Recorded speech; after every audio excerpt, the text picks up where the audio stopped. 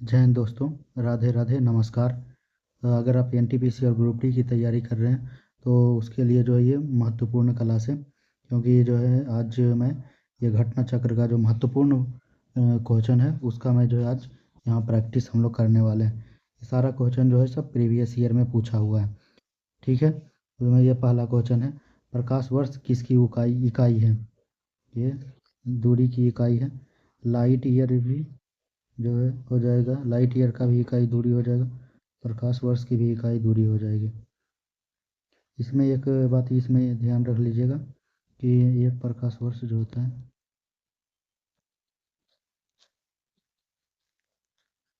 एक प्रकाश वर्ष जो होगा तो 9.5 इंटू 10⁻⁵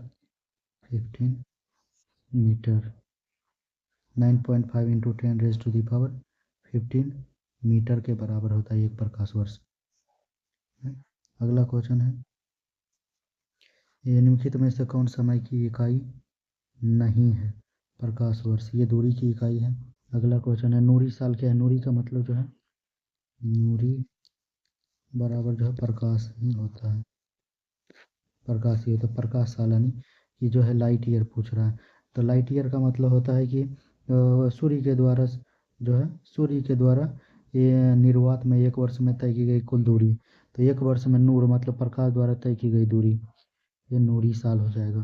अगला क्वेश्चन है, पढ़ना, बल का इकाई इकाई क्या है?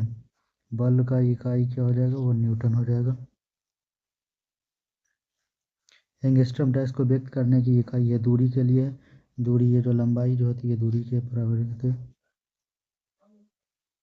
अगला है, एक बार बराबर होता है, एक बार बराबर जो होता है, एक बार बराबर 10⁵ पास्कल के बराबर होता है।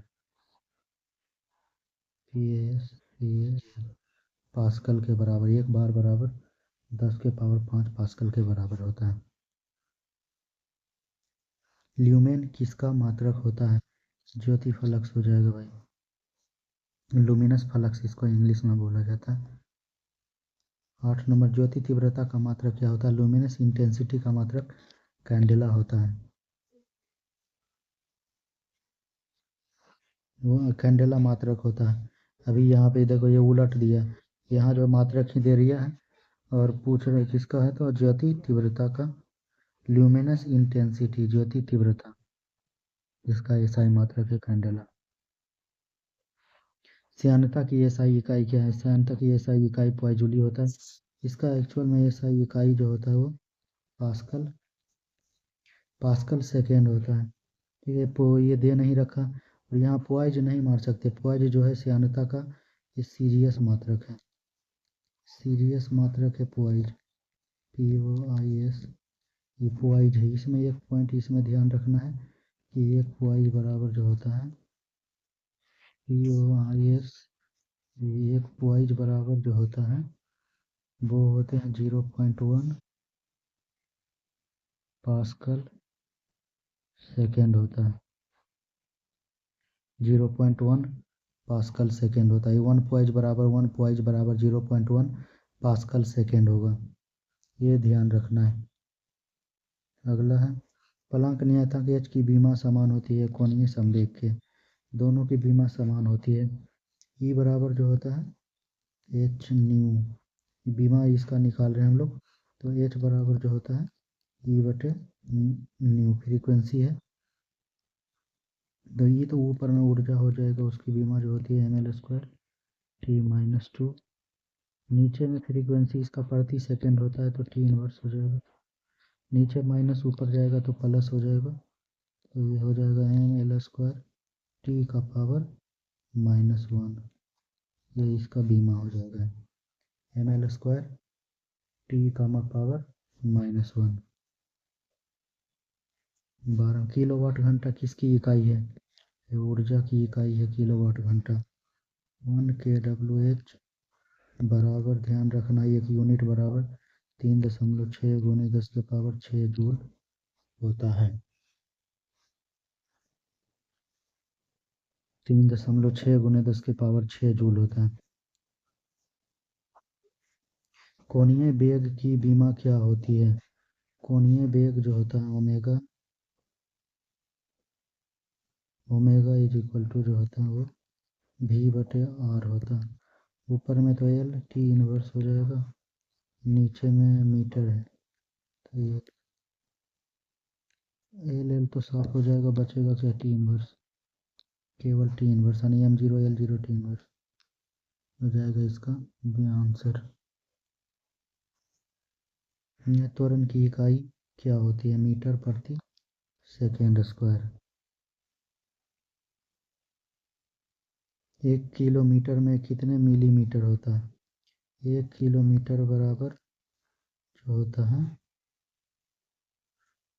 बराबर 1000 मीटर, और 1 मीटर में 100 सेंटीमीटर, और 100 सेंटीमीटर 1 सेंटीमीटर में 10 mm हो जाएगा। कितना है, 3 2 5 1 6, 6 शून्य,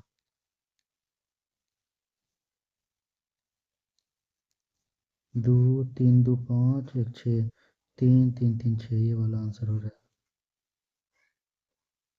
एक फेम्टो बराबर होता है, एक फेम्टो बराबर जो होता है, एक फेम्टो बराबर हो जाएगा आपका 10⁻⁻15 मीटर। ये पिको है, ये जो है एक पिको बराबर को अगर पूछेगा, एक पिको बराबर तो 10⁻12 मीटर बोलना है। और ये माइक्रोन हो गया, 1 माइक्रोमीटर है ये, 1 माइक्रोमीटर है ये। आगे 1 माइक्रोमीटर बराबर 10 सेंटीमीटर, 1 माइक्रोमीटर बराबर जो होता है 10⁻⁻6 मीटर, 1 मीटर में 100 सेंटीमीटर, तो 10⁻⁻4 सेंटीमीटर इसका आंसर होना चाहिए। यह हो गया ऑप्शन 17 के बाद 18 नंबर में 1 माइक्रोन किसके बराबर होता है, तो 1 माइक्रोमीटर बराबर जो होता है 10⁻⁻6 मीटर, 1 मीटर में 100 सेंटीमीटर, 1 सेंटीमीटर में 10 mm, ये 3 हो जाएगा इसका पावर, तो बस बचेगा क्या 10⁻³ बराबर 0.001, इतना mm हो जाएगा इसका आंसर, 0.001। 19 में किसी तारे की दूरी को नापने के लिए प्रयुक्त यूनिट है, दूरी की इकाई प्रकाश वर्ष होती है, प्रकाश वर्ष की इकाई दूरी होती है। नॉटिकल माइल जो है समुद्री दूरी मापने के लिए इसका प्रयोग किया जाता है नॉटिकल माइल का। एम्पियर्स हो गया धारा मापने के लिए, और कूलॉम जो है ये आवेश का मात्रक होता है। गति के नियमों का प्रतिपादन किसने किया था, न्यूटन ने।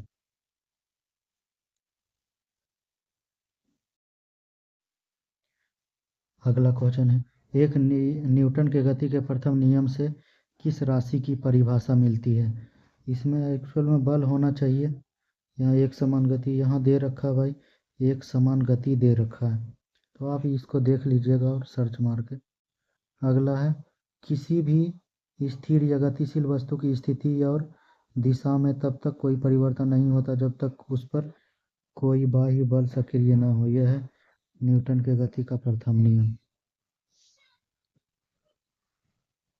कालीन से धूल हटाते समय हम इसको अचानक झटका देते हैं अथवा छड़ी से पीटते हैं, इसका कारण है विराम जड़त्व हो जाएगा, इसका कारण विराम जड़त्व है। क्योंकि जब आप झटकते हो तो कालीन जो है वो मोशन में तो आ जाता है, लेकिन जो धूल रहता है वो स्टैटिक में ही बना रहता है, जिसके कारण जो है धूल झड़ जाता है। किसने कहा एक पिंड विरामावस्था में तब तक रहेगा जब तक कि बाहरी बल पिंड पर कार्य नहीं करता, न्यूटन। न्यूटन ने कहा था, स्थैतिक जड़त्व है ये, न्यूटन। अगला, एक गतिशील बस में अचानक ब्रेक लगाने से सवारी आगे की ओर झुक जाती है, किस नियम का पालन करता, न्यूटन के गति का प्रथम नियम हो जाएगा, यानी इसी को जो है जड़त्व का नियम भी कहते हैं। जड़त्व का नियम।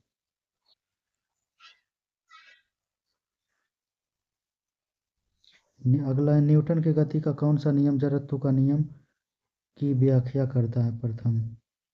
एक वस्तु के जड़त्व की प्रत्यक्ष निर्भरता रहती है द्रव्यमान पे, जड़त्व जो है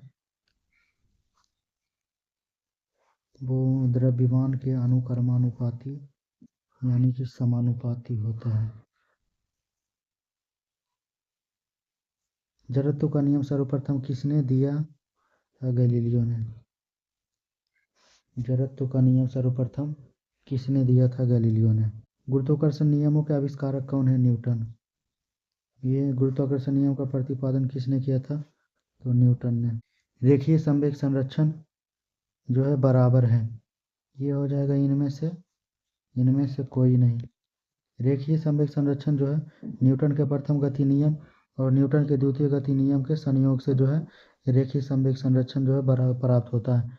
और ये जो रॉकेट जो है वो रेखीय संवेग संरक्षण पर ही कार्य करता है। रॉकेट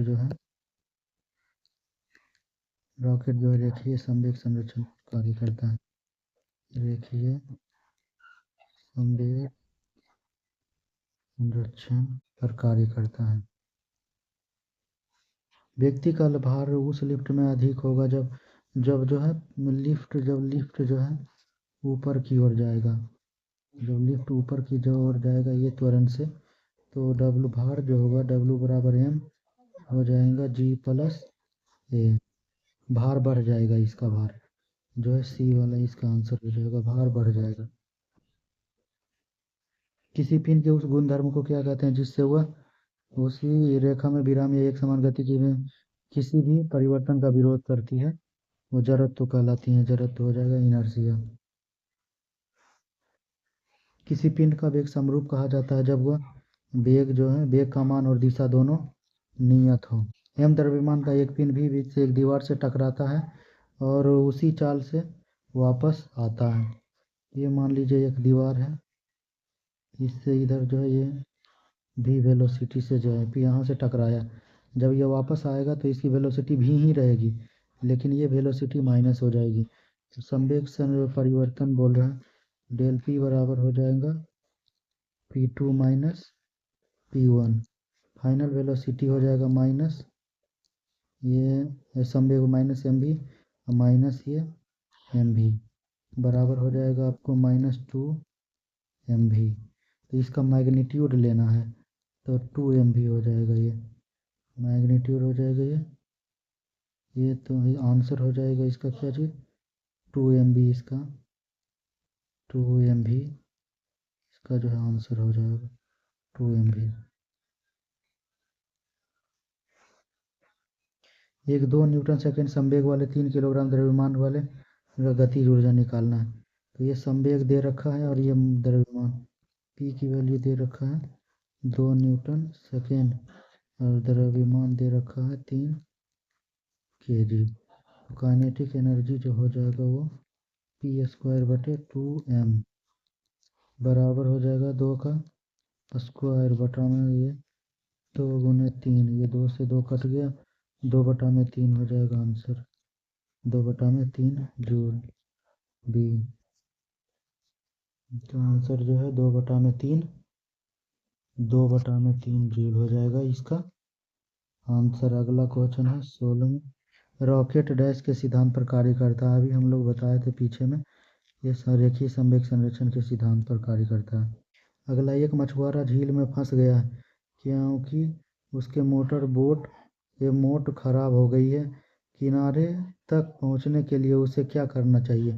तो अगर इस तरह की स्थिति अगर बन गई है तो मछुआरे को जो है उसके बोट के जो है दूरी पर जो है उसको फेंकना पड़ेगा, तब जो है वो किनारे में आ जाएगा। मतलब ये वाले ऑप्शन, उसे इकट्ठा की हुई मछलियों को किनारे से दूर फेंकना होगा, तब जो है वो किनारे तक पहुंच जाएगा।